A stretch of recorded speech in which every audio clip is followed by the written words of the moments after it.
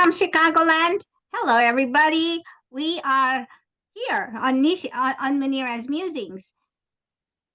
Welcome to Munira's Musings, where we explore the unique stories of our incredible guests. Each episode is designed to not only highlight their journey, but to uncover their valuable insights that we can all learn from. Through their experiences, we aim to inspire, educate, and empower you in your own path and your own journey.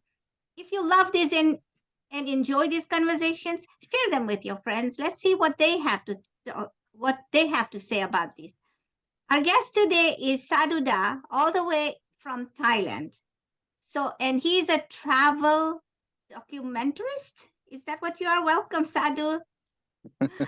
Hi, good to be here. Okay, so tell us a little bit about yourself. Well, the short end of it is I make travel documentaries for a TV network. So that puts me all over the world at any given point. And I also teach meditation to keep it simple. And I study the Thai shamanism and have teachers that facilitate my learning.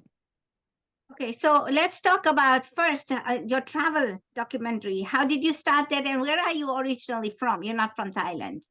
No, I'm not from Thailand. You're very observant. I'm from the US. I was adopted, and as I grew up, I got really good at being my own friend and entertaining myself. And then and it could have been just because like I was adopted, but I always had this kind of wanderlust. I could never just sit still. So when I got older and it became feasible, I started traveling on my own.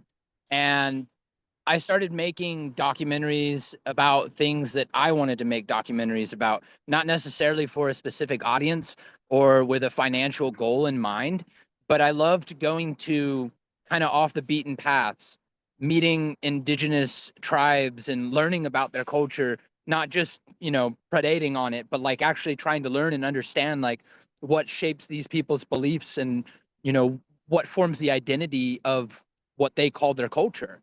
And the more I started to do this, different types of people took interest in it.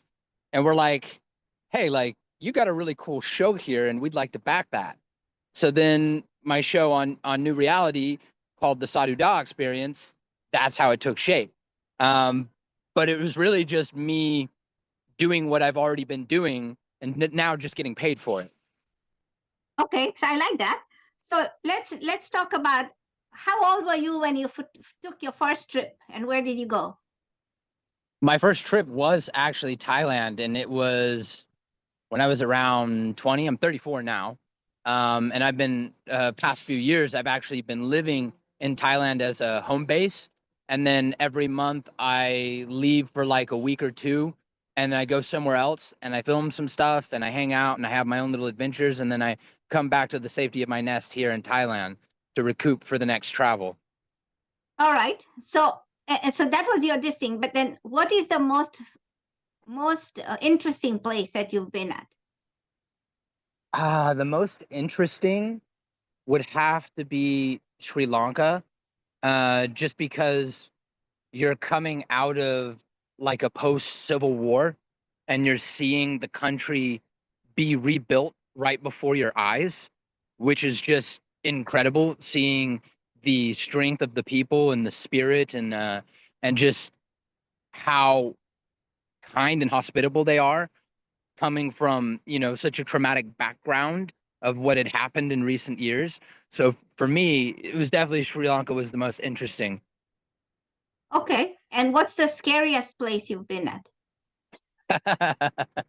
um, I would have to say not necessarily scariest, because places don't really scare me so much as getting uncomfortable or having like a bad experience in itself.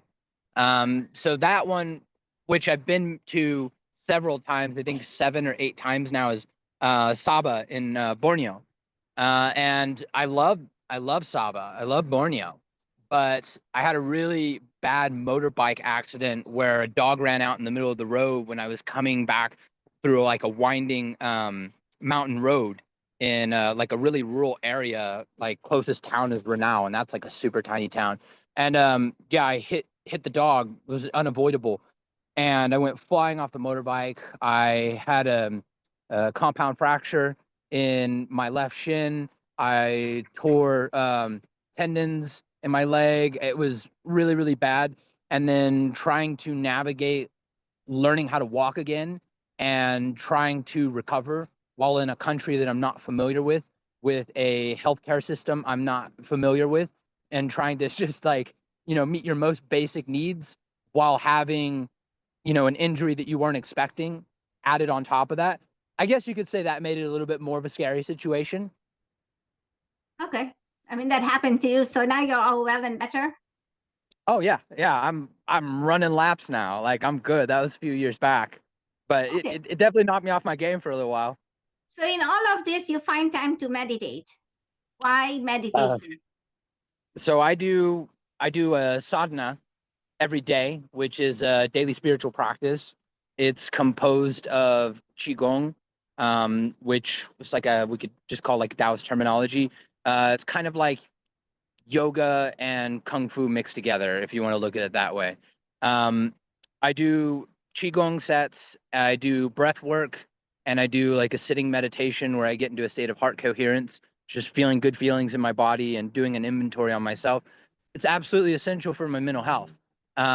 If I didn't do my meditation, I feel like I wouldn't be able to handle the stress of the life I live, and I wouldn't be able to handle the stress of my past, which I've worked really hard to, heal from the things that I've gone through. Everyone has these things in their life that they've gone through. Some it takes a harder toll than others, but that meditation makes me be okay. Okay. So we talked about the places, and you do some shamanism work. So first of all, for those of us, my people who are listening, think of a shaman, we think of a witch doctor and all of the voodoo stuff. Is that what that really is, or give me your version of a shaman? So, in order to understand what a shaman is and what a shaman isn't, we need to look at what the root of shamanism entails, and that is animism. So that is the ascribed belief that every object, every animal, everything has a spirit associated with. And what a shaman's role is, regardless of the cultural background, a shaman's role is to interact with the spirits of life, the spirits of the world, and to essentially be a bridge for his community or her community, and the unseen. And in the past, shamans, had a very high role in the society that they lived in. And so here in Thailand, I'm what is called an Ajahn. And an Ajahn is somebody that practices Wicca, which is what they call it. Wicca is the magical systems of practice. So you have like, just for example, like Mahasane, which is like loving kindness. So certain things overlap with that, such as um, could be anything from charm and love workings, could also be just garnering mercy from people. So there are magical elements behind it. There are rituals and things like that that take place. But the other aspect of it is service work to your community, helping your community to be better, to be stronger, to have what they need, to have success in their lives. Because we all know that the world that we live in is a world of suffering. Every religion, every spiritual tradition, talks about how this existence that we're in it's not the heaven, right? It's not the good place, and because of that, inevitably things that aren't going to feel so great are going to happen. So if there's somebody within your community that can help to ease some of the suffering so you can focus more on your own personal peace and cultivating that within you, that's a pretty useful service to have in your community. Okay. All right. So, and then how did you get into this? I met a monk over a decade ago, and I learned meditation from him, and I became a bit of an apprentice under him. And then it reached a point where I was going to Thailand regularly, and then ultimately, with this transition of moving to Thailand, he informed me that he had a brother, and his brother was a Lucy. A Lucy is similar to an Ajarn, but they're more known as like the wild sages that live in the forest, and like, you know, like they're like hermits, right? So he told me, you know, he could arrange for me to meet his brother. So I went and I met his brother, and I lived with his brother for the better part of a year, studying and learning everything the man would teach me. And then he started introducing me to other Ajahn, other Lucy, other monks. And I just kind of like, before I realized it, I was in deep. Like, I had become immersed in the culture. You know, the saying that goes like going fully native. Like, that happened to me. And here I am now, like, respected Ajahn in a country that I'm not even from, but like the cultural practices that I hold, they're very dear to me. That's interesting, very interesting. So anybody can take this on and go into deep into whatever. And I mean, you could, but you need to know somebody, and that's the whole thing. Is right. that if you make those connections and you get to know someone, then yeah, you could go really deep in it. But that's the best part, right? You need connections, and that's the biggest hurdle that people face, especially even in their business, because they don't ever make those connections to make that sale. And they think that if they put out their wares out there, things are just going to sell themselves, but it doesn't. You need to have that connection. So let me ask you this. So what's your next trip? My next trip is going to be going to Bangladesh, and I'm doing a big little loop. Uh, contradicts itself. I'm doing a bit of a loop. So I'm gonna go Bangladesh and then drop down into south of India into Tamil Nadu. Then I'm gonna pop over to Oman, go into Egypt, and then from Egypt I'm gonna go to maybe Senegal or like one of the Western African countries, and then hop over to Brazil, do some running around in the Amazon, and then make my way up to Peru, and then circle back into Europe, and then drop back into Thailand. And how long Just a is all big this going loop. to take? That loop is probably going to take me maybe 3.5, 4 months. So how do we follow you if you want to just figure out where is Sadhu now? It's like, where's Waldo? But now you're looking for Sadhu, right? Yeah, so the best way to see like my most current whereabouts is like on my Instagram, but my Instagram's just kind of like just my personal, you know, it's just me being me. My business side of things is like my YouTube, my website, you know, that kind of stuff. But yeah, if anyone is ever just curious about what I'm up to, that'd be on my Instagram. So this is a show about niches and how people have found.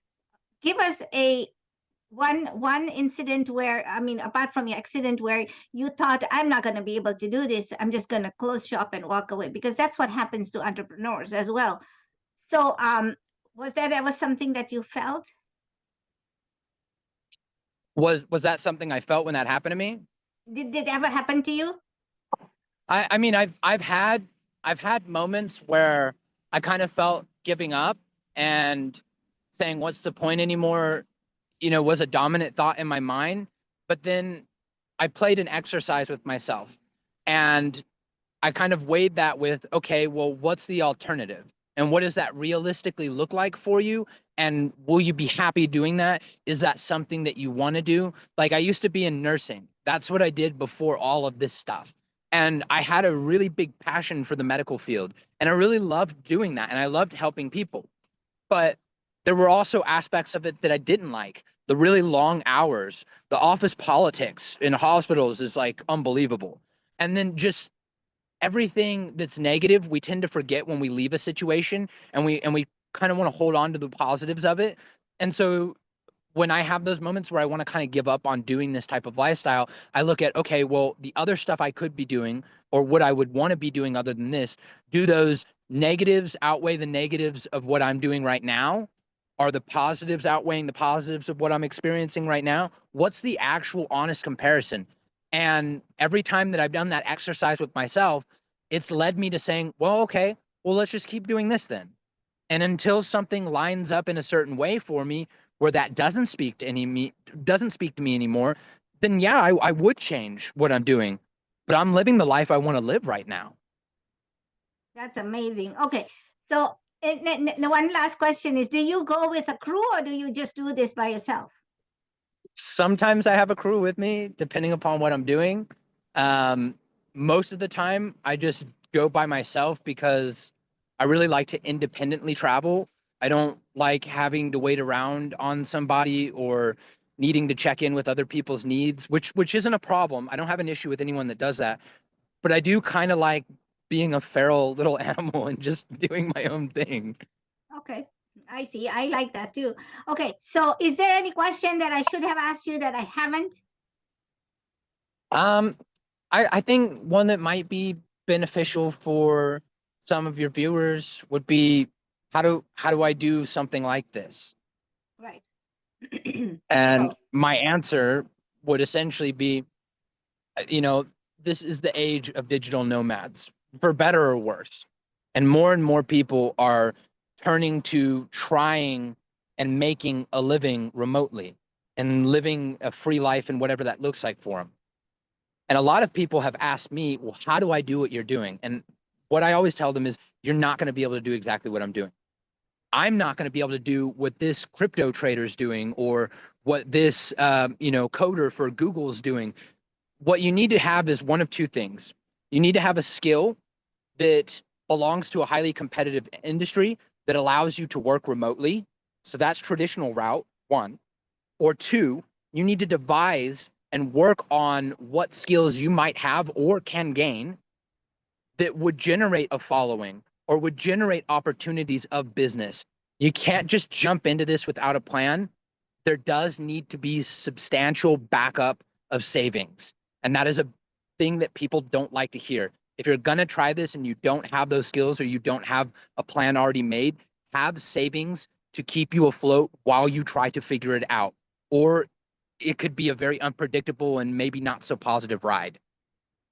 okay, got it. So thank you so much for sharing your insights. This is amazing. All right, so you are now off to, you said Sri Lanka, right? That's what you said? No. I'm not off to Sri Lanka just yet. I got to do a visa extension here, and then my next trip is going to be out into Bangladesh. Bangladesh. Okay. And so, ladies and gentlemen, here you have it, right? There is so many unique things that you can do as an entrepreneur, but you just have to figure out if the skills and if your bank balance can allow you to do such things. But never lose the momentum, right? Don't lose the momentum because it could turn into something amazing. It could turn into something amazing. Now, you said to follow you through Instagram. What's your Instagram handle that everybody can go to? It's a Nomad Nigda, which is NOMADNGDAH. Nomad Nigda. All right, ladies and gentlemen, if you want to follow my friend Sadhu, go ahead and do that. He knows what he's talking about. And one thing is that if you like what we are sharing with you, please go ahead and share, like, and subscribe. This is a wrap for this episode, Munira's Musings. I hope you found this shared valuable insights from today's conversation. Please go ahead and share, like, and subscribe to our channel. Thank you for tuning in. And until next time, keep exploring, keep learning, and keep making an impact. See you next week when we bring another guest for another episode. Thank you, Sadhu. Good luck in everything you're Thank doing. you. Bye Have a good bye. one. Bye.